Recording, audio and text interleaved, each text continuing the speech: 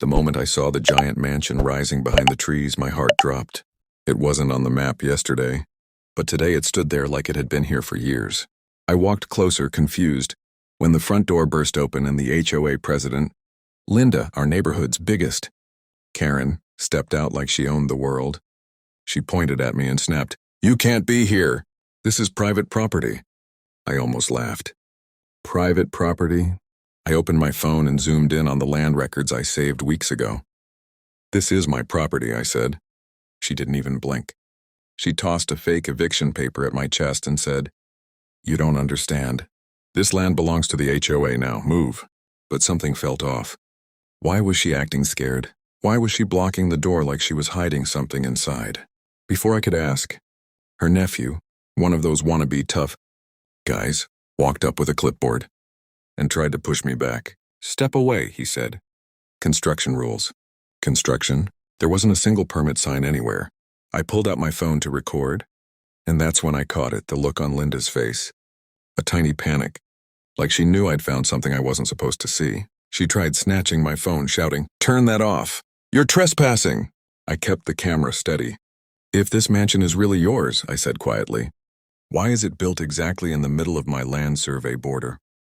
Her nephew froze. Linda took a step back. For a moment, she didn't say a word. Then she whispered something under her breath and slammed the door shut. But not before I saw it. Inside her mansion, my old barn sign, the one that went missing 8 years ago. My stomach twisted. Something was very, very wrong here, and I wasn't leaving. I walked around the mansion trying to stay calm, but every step made the truth feel heavier.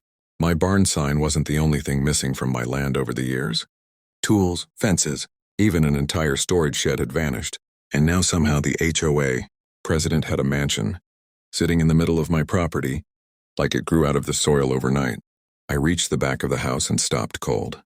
There was my old water pump, painted black, but still dented from when my dad hit it with the tractor. It was drilled right into her backyard like she bought it from a store. My hands curled into fists. She didn't just take my land. She had been stealing pieces of my life for years, before I could process anything.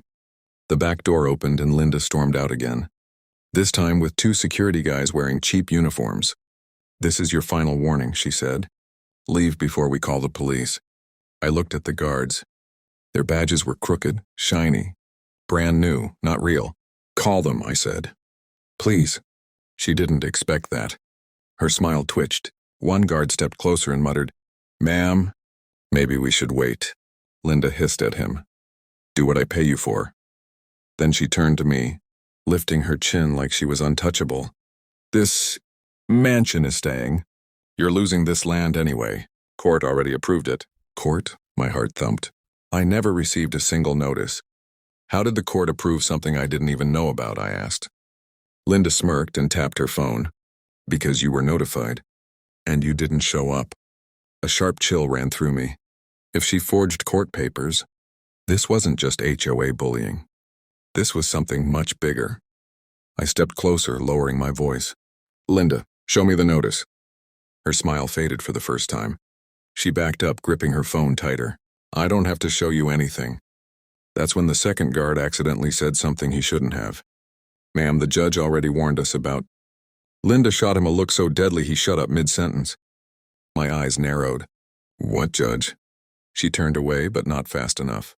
Her whole body stiffened, like I just stepped on her biggest secret, and that's when I realized it.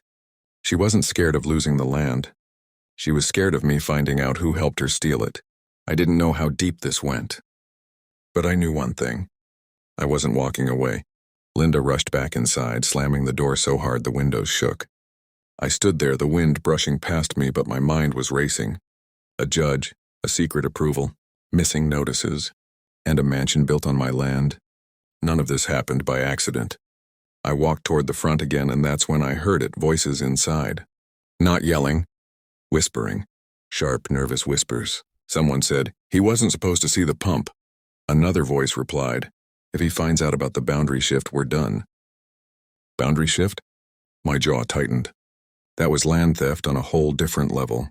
I leaned closer to the window, trying to hear more, when suddenly the door swung open and Linda's nephew stepped out holding a tablet. His fake confidence was gone. His hands were shaking just a little. "You need to leave," he said, but his voice cracked like he didn't believe his own words. I pointed at the tablet. "What's on that?"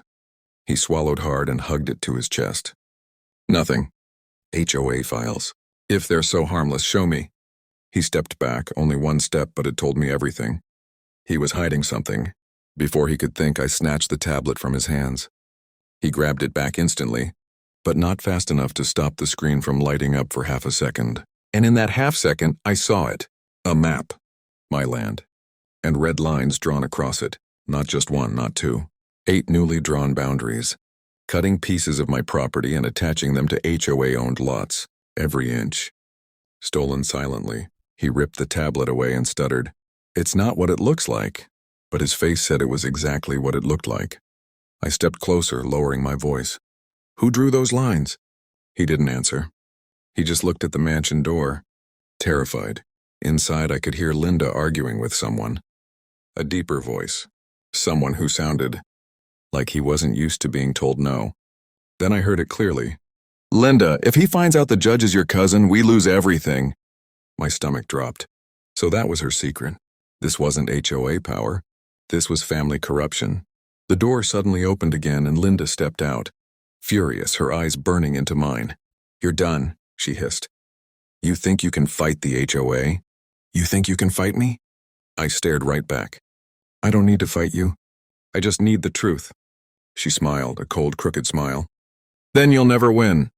But she didn't know something. I had already sent the map screenshot to my cloud the moment the tablet flashed on. The evidence she feared the most was already in my hands. Linda charged toward me, trying to grab the tablet back, but I stepped aside. She wasn't calm anymore. Her voice shook as she yelled for her guards, but even they looked unsure now. They had heard everything. They knew the judge was her cousin. They knew the land was stolen. I walked off the porch and said, "Linda, this ends today." She shouted, "You have nothing." I raised my phone. "I have the map. And the recording of your guard saying the judge warned you." Her face went white. I didn't wait. I left the property, drove straight to the sheriff's office, and showed everything. The boundary map, the fake notices, the missing permit signs, the recording. The sheriff leaned back in his chair and said one line that made my chest loosen. "This isn't HOA business anymore. This is fraud." Within the hour, deputies followed me back to the mansion. Linda tried to hide inside, but they dragged her out screaming that it was all misunderstanding. Her nephew broke first. He confessed everything, the forged court papers, the secret land shift, the stolen items built into her mansion, and then he admitted the biggest part, the judge cousin who approved it all without telling me. That was the final nail. The court reopened the case immediately. And when the real investigation started, it took only 2 days for the ruling. Every inch of land was returned to me. Every stolen item confirmed. The entire mansion built illegally on my property. And then came the line the judge read out loud. The one Linda never thought she'd hear. "This structure is to be handed over to the rightful landowner." I stood there stunned. The mansion wasn't hers anymore. It was mine. As deputies escorted Linda away in handcuffs, she screamed, "You can't take my home." I looked at her calmly and said, "You built it on my land." For the first time, she had nothing left to say. And as I walked through the mansion she stole from me, I saw my old barn sign hanging on her wall. Exactly where she hid it. I smiled because after all the lies, the threats, the fake power, I got everything back. My land, my history, and now her mansion too. Justice doesn't always come fast. But when it comes, it hits hard. The end.